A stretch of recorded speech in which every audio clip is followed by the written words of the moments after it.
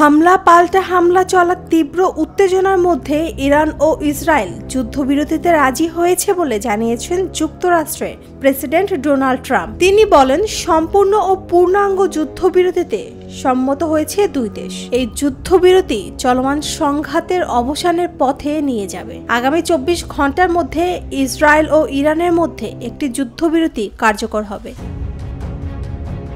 কিন্তু যুক্তরাষ্ট্রের president Donald ট্রাম্পের যুদ্ধবিরতির ঘোষণা সম্পূর্ণ মিথ্যা বলে খবর প্রকাশ করেছে ইরানি সংবাদ সংস্থা ফার্স নিউজ এজেন্সি।